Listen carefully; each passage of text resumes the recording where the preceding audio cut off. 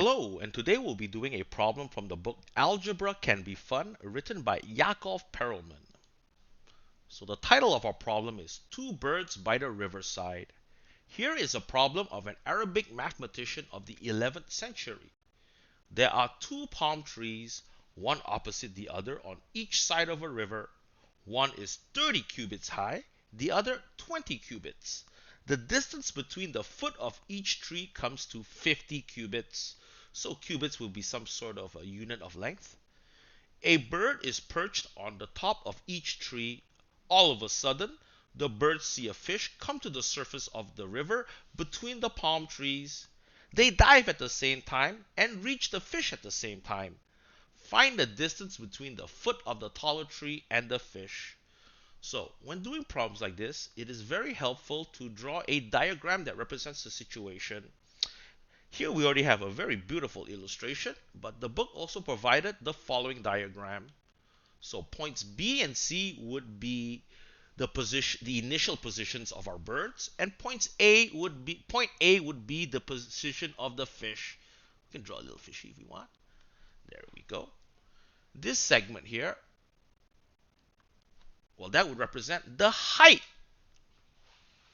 of the taller tree, which would be 30 cubits. We can use meters, we can use feet, whatever unit we're comfortable with. And this segment here, well, that would represent the height of the smaller tree, which is 20 cubits. Now, we are looking for the distance between the foot of the taller tree and the fish. So we will assign that value x. And since we know that the distance between the feet of both our trees is 50, we can conclude that the distance between the fish and the smaller tree, the foot of the smaller tree, would be 50 minus x. Now, this 30 represents the height of a tree, so actually we can say this is a right angle right here, and this is also a right angle. And we also know that both our birds left their respective trees at the same time, and they reached the fish at the same time. So assuming they are going at the same speed, we can conclude that the distance between the birds and the fish, that is segments AB and segments AC, are equal to each other. So with all this information, now we can use the Pythagorean theorem to find a solution to our problem. So we will try to set up an equation. I'll call this C the hypotenuse of our triangle, of both our triangles, since they are equal to each other. And we know that the Pythagorean theorem states that the sum of the squares of the legs of a right angle triangle, so the legs are the sides that form the right angle, so that would be 30 squared plus x squared. Well, that's equal to the square of the hypotenuse. Since both our triangles, the hypotenuse, are equal to each other, we can do this to the other triangle, that is, find the sum of the squares of the legs of our triangle. So that is 50 minus x all squared plus 20 squared, and that will be equal to 30 squared plus x squared. So now we can expand and solve for x. So we have 900, that's 30 squared, plus x squared equals to, we can remove our brackets. So we'll get 2500 minus 100x plus x squared plus 400. Our x squares cancel each other out. And now we can group together our terms. So we'll move the 100x to the other side. And we'll have 2500 plus 400. We'll move the 900 to the other side. So 2500 plus 400 minus 900. That will give us 2000. And then we'll divide both sides by 100. And we get x equals to 20. And that is the solution to our problem. The distance between the foot of the taller tree and the fish is 20. And now that we know that, we can see that the distance between the fish and the foot of the smaller tree would be 30. So, as some of you might have already realized, both our triangles are actually congruent triangles, meaning They have the same shape and they also have the same size.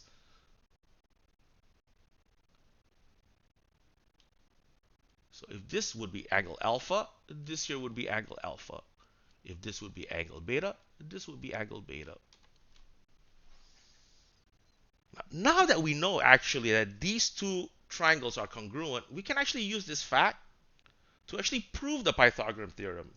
So this is a proof of the Pythagorean theorem that is attributed to a president of the United States, President James Garfield. So, and this proof will use the area of a trapezoid to prove it. So if I would make a line that connects point B and point C, I can form a right angle trapezoid. So we'll take a look at it here on another page. There we go. So I have a triangle here, a right angle. Oh, that's a picture of President Garfield. We'll read about on it first. So I'm reading from Wikipedia now. So President Garfield's proof of the Pythagorean theorem is an original proof of the Pythagorean theorem invented by James A. Garfield, the 20th President of the United States. The proof appeared in print in the New England Journal of Education on April 1st, 1876. So that's April Fool's Day. So at the time of the publication of the proof, Garfield was not the president. He was only the congressman from Ohio. So now to do the proof, so what I'll do here to show the proof, I will make a duplicate of my triangle. I'll rotate it 90 degrees and I'll stack him right like that. So there we go. And now I'll connect these 2 points together to form a right angle trapezoid.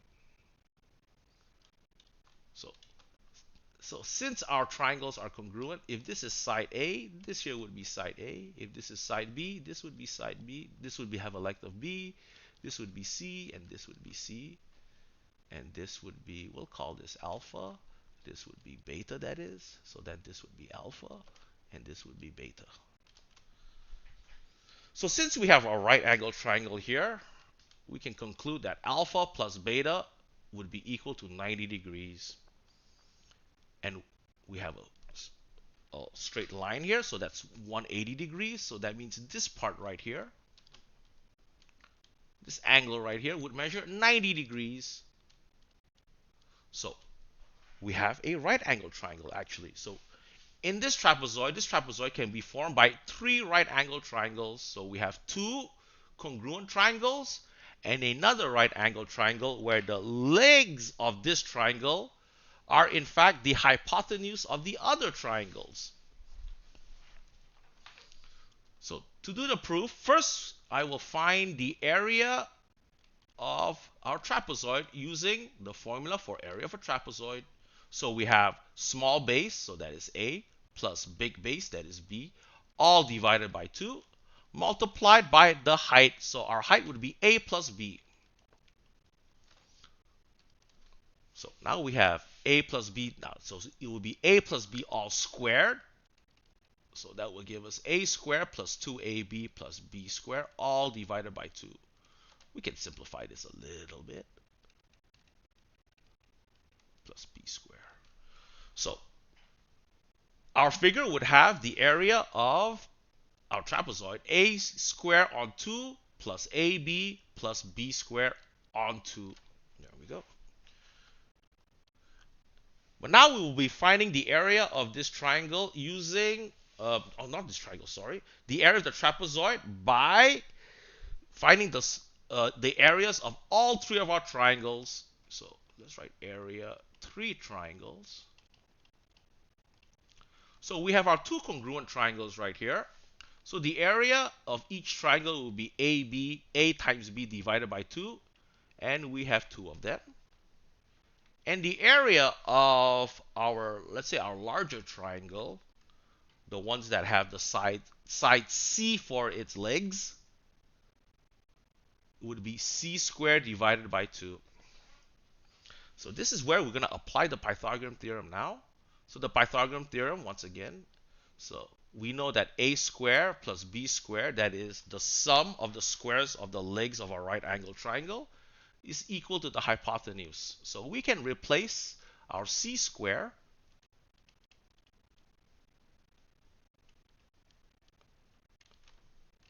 with a squared plus b squared. So these twos will cancel. So then we'll get ab plus a squared on 2 plus b squared on 2, which is exactly what we got before, using the formula for area of a trapezoid. And there we go. So that was President Garfield's proof of the Pythagorean theorem. So it uses the formula for the area of a trapezoid. And with that, Matthew teach you math. Thank you.